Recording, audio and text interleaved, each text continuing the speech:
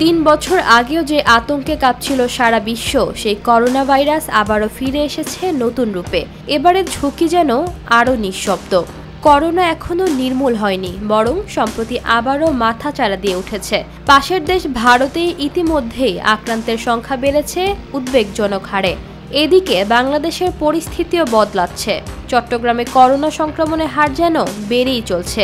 গত 3 সপ্তাহ ধরে নতুন করে শনাক্ত হচ্ছে করোনা রোগী। 5 জুন একজনের মৃত্যু ঘটে। আর সর্বশেষ স্বাস্থ্য অধিদপ্তরের তথ্য অনুযায়ী 4টি নমুনার মধ্যে 3 জনের করোনা ধরে পড়েছে, যা মোট পরীক্ষার 75%। এবার আতঙ্কের কেন্দ্রবিন্দুতে রয়েছে ওমিক্রনের নতুন ভ্যারিয়েন্ট NB.1.8.1। করোনা যত হতে লাগলো এবং পরিবর্তন হতে লাগলো, তখন আমরা এদের লক্ষণেরও পার্থক্য দেখতে শুরু করলাম।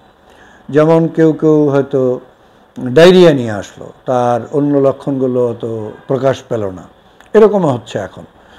তো আসলে এটাও ভেরিয়েন্টের উপর নির্ভর করবে যে তার লক্ষণটা কীরকম হবে। এইটা আমরা এইভাবে করি, যেমন ধরেন একটা ভেরিয়েন্ট আমাদের দেশে পাওয়া গেল, তখন আমরা সেই ভেরিয়েন্টে যে রোগীগুলো আক্রান্ত হচ্ছে তার একটা লক্ষণগুলোর একটা আমরা তালিকা করি।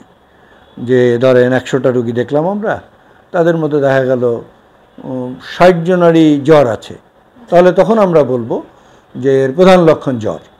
আবার যদি হয় যে এটা 70% রোগীরই হাঁচি কাশি, তাহলে প্রধান লক্ষণ হবে হাঁচি কাশি। আবার যদি কারো কারো সব কিছু মিলিয়ে হতে পারে, যেমন জ্বর হলো, হাঁচি কাশি হলো, নিঃশ্বাসের কষ্ট হলো, ডায়রিয়া হলো, অথবা তার মাল্টি অর্গান ফেলুর নিয়েও কখনো কখনো আসতে পারে। ওখানে অ্যান্টিবডি হয়েছে, কিন্তু এখন যে ভেরিয়েন্টটা, এই ভেরিয়েন্টটা ওই ভ্যাকসিন দেওয়া সত্ত্বেও সংক্রমণ করছে। তার মানে আমরা বলতে পারি যে আগে যে ভ্যাকসিন দেওয়া হয়েছে বা আগে যে সংক্রমণ হয়েছে সেটাকে এই ভেরিয়েন্টটা বাইপাস করতে পারে। সরকারি নির্দেশনা অনুযায়ী জনসমাগমে মাস্ক ব্যবহার করা এবং বয়স্ক অসুস্থদের উচিত ভিড় এড়িয়ে চলা। এমনকি দেশের প্রতিটি স্থল, নৌ ও বিমানবন্দরে চালু হয়েছে হেলথ স্ক্রিনিং ও নন কন্ট্যাক্ট তাপমাত্রা নিয়ন্ত্রণ ব্যবস্থা। চিকিৎসকদের মতে এই ধরনটি অত্যন্ত দ্রুত সংক্রমণ ঘটাতে পারে, যদিও লক্ষণগুলো এখনো পূর্ববর্তী কোভিড-19-এর মতোই। এরকম কোনো জীবাণু বা ক্ষতিকর কোনো কিছু যদি আমাদের শরীরে ঢুকতে চায়, ওদেরকে মেরে ফেলে।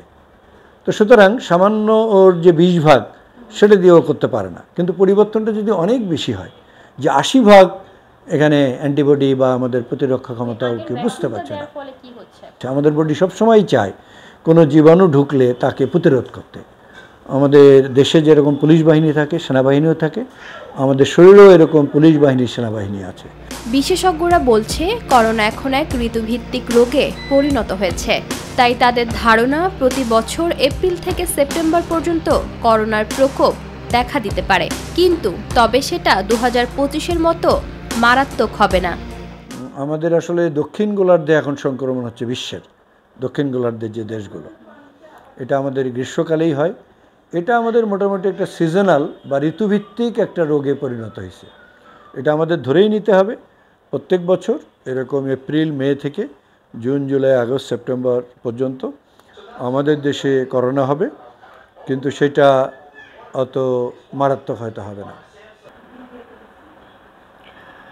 নতুন রূপে নতুন হুমকি হয়ে দাঁড়িয়েছে পুরনো এই ভাইরাস।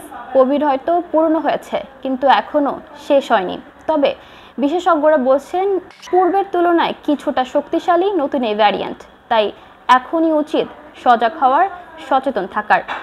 ইশিতা রহমান, নিরপেক্ষ, ঢাকা।